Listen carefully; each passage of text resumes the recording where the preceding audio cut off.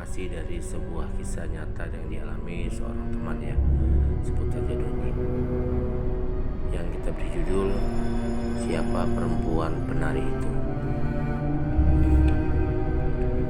Sebelum kita lanjut ke ceritanya, sebaiknya kalian subscribe dulu, like, komen, dan share. Dan jangan lupa aktifkan lonceng notifikasinya terlebih dahulu ya, supaya kalian tidak ketinggalan cerita-cerita horor dari channel ini. Ceritanya begini. Malam itu malam Selasa. Giliran Doni dan Dharma yang harus masuk shift 3 yang biasa dimulai pada pukul 11 malam. Tetapi karena rumah Doni berada di kota hampir 8 km dari lokasi kerja, Doni datang lebih awal sekitar pukul 5 sore. Sesampainya di kantor, Doni buka sepatu untuk digantikan dengan sendal jepit dan mengganti pakaiannya dengan pakaian sehari-hari di rumah. Karena shift 3 itu bebas untuk berpakaian apa saja, dikarenakan tidak ada petugas personalia pada malam itu. Waktu berjalan terus. Teman-teman kerja pada malam itu sudah mulai berkumpul. Doni dan teman-temannya berkumpul untuk makan malam setelah selesai sholat maghrib.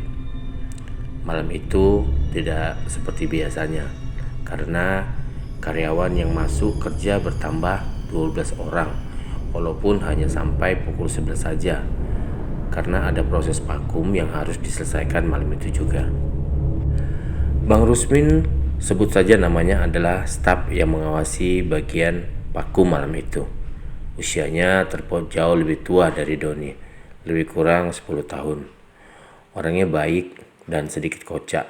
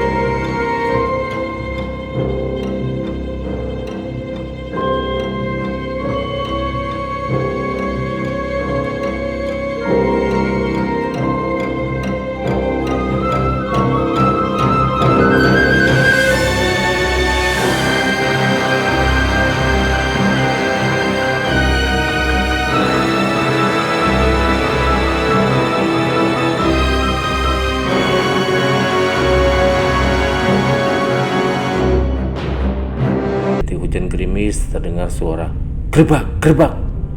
Suara benda bergerak. Doni dan temannya terbelalak sambil berpandang-pandangan kebingungan. Suara apa itu? Celutuk salah seorang teman Doni. Doni berdiri bersama Bang Rusmin yang sadari tadi duduk di samping Doni. Hah? Gerobaknya bergerak pindah ke samping pintu gerbang, kata Doni. Tapi tidak ada orang. Kok gerobaknya pindah ya? Sahut Doni lagi. Alah, mungkin ada yang iseng tuh. Karena kita cerita-cerita marula, jadi ada yang nakut-nakuti.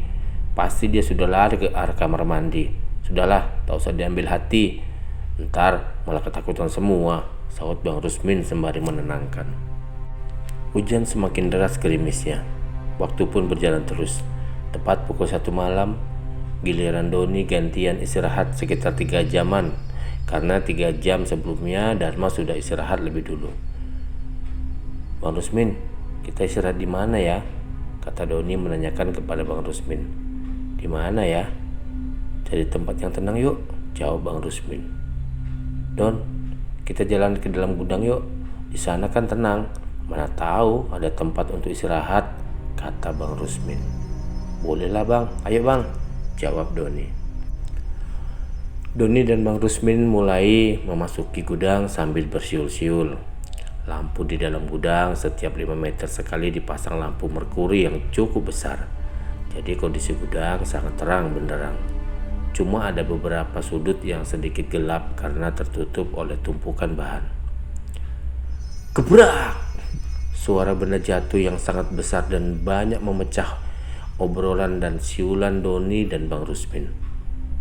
Suara apa itu bang? Tanya Doni. Gak tahu suara apa ya? Seperti suara bahan tumbang. Cuma kok aneh ya? Kan di sana tidak ada yang bekerja. Lagian gudangnya kan tertutup. Masa ada bahan setinggi dan seberat itu tumbang? Kecuali ada forklift yang mengangkatnya, sahut Bang Rusmin. Ya, udahlah. Bang, besok pagi kita cek, kata Doni. Oh iya, oke lah, jawab Bang Rusmin lagi. Doni dan Bang Rusmin melanjutkan berjalan sampailah mereka ke gudang 2. Gudang 2 posisi tepat di pintu bagian belakang kantor utama. Di situ ada lapangan bulu tangkis dan juga ada sebuah kantor serikat buruh yang baru dibuat. Jadi masih kelihatan triplek dan catnya masih baru. Don, gimana kalau kita istirahat di dalam kantor ini saja? Ucap Bang Rusmin. Boleh juga bang. Kira-kira apa tidak ada nyamuknya ya bang? Jawab Doni. Kita nyalakan aja lampunya Don, biar nyamuknya hilang, jawab Bang Rusmin lagi. Oh iya pula bang, oke lah bang, jawab Doni lagi. Doni dan Bang Rusmin masuk ke kantor serikat buruh yang tidak berpintu. Tapi memang suasana di lokasi gudang itu sangat terang ya, apalagi dinding kantor dipasang kaca. Sambil memilih-milih bangku mana yang akan ditiduri Doni dan Bang Rusmin, aku di kursi ini ya bang, ucap Doni. Ya udah, abang di depan pintu aja ya, jawab Bang Rusmin. Dalam kesunyian malam itu, Doni dan Bang Rusmin pun terlelap. Dalam beberapa menit terlelap, Doni dan Bang Rusmin terbangun bersamaan. Mereka berdua saling pandang. Loh, kok abang terbangun juga? Kata Doni. Abang mimpi Don, seperti nyata teh, jawab Bang Rusmin. Mimpi apa bang? Tanya Doni lagi. Bang Rusmin tidak menjawab. Ya udah, tidur lagi aja lah, sahut Bang Rusmin. Doni seperti memendam sesuatu. Ya udah bang, tidur lagi aja, ucap Doni. Doni terbangun lagi. Juga Bang Rusmin bersamaan terbangun terus berdiri. Kita balik aja bang, perasaanku tidak enak nih, jawab Doni. Iya balik aja lah, istirahat di kantor aja ya, dekat teman-teman, Bang Rusmin menjawab. Mereka berdua bergerak keluar kantor. Dan anehnya, apa yang terjadi? Bang, kok banyak sekali suara kodok luar kantor ini? Tanya Doni. Iya, dari mana datang kodok-kodok itu? Jawab Bang Rusmin keheranan. Jelas suatu keanehan. Kondisi gudang dan kantor serikat buruh itu lantainya dari semen. Dan waktu itu cuaca cerah dan tidak ada hujan sama sekali. Dari mana datang kodok-kodok bangkong begitu banyak saling bersaut-sautan? Doni dan Bang Rusmin memutari kantor untuk mencari sumber suara. Tetapi tidak menemukan satu ekor pun kodok bangkong di lokasi tersebut. Ya sudah, biarin saja. Mungkin kodoknya bersembunyi, celoteh Bang Rusmin. Doni dan Bang Rusmin pun berjalan meninggalkan kantor serikat buruh tersebut dengan suara kodok bangkong yang bersaut-sautan tidak jelas itu. Bang, abang tadi mimpi apa bang? Kok abang terbangun? Tanya Doni. Lah, kamu kok terbangun juga? Padahal kan kamu juga tidur, jawab Bang Rusmin. Aku mimpi ada perempuan kayak penari gitu bang, pakai selendang warna putih, kainnya warna hijau, berbentuk wiron. meliuk-liuk di depan pintu masuk, ucap Doni. Bang Rusmin menimpali. 2 orang kan, Don? Ada dayang-dayangnya gitu, Don. Kayak 4 orang mau masuk ke dalam. Iya, Bang. Loh, kok Abang tahu? Ucap Doni. Iya, mimpi kita bersama. Sama ya, Don? Kok tidur? Aku tidur yang kedua juga mimpi yang sama.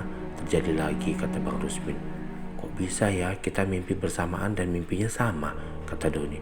Aneh ya, Don, ucap Bang Rusmin. Siapa perempuan itu ya, Bang? Pakaiannya kayak putri gitu, Bang. Sambil berjalan, Doni dan Bang Rusmin terus berpikir, dan akhirnya mereka sampai di kantor tempat lokasi mereka bekerja. Akhirnya mereka pun tertidur sampai pukul 5 pagi. Selesai sholat subuh, Doni dan Bang Rusmin beserta supir Polkit mengecek ke gudang mencari sumber suara yang malam tadi seperti ada bahan yang tumbang. Ternyata tidak ada satupun bahan yang tumbang atau terjatuh di dalam gudang itu. Oke, terima kasih. Kita tunggu cerita berikutnya dari Doni.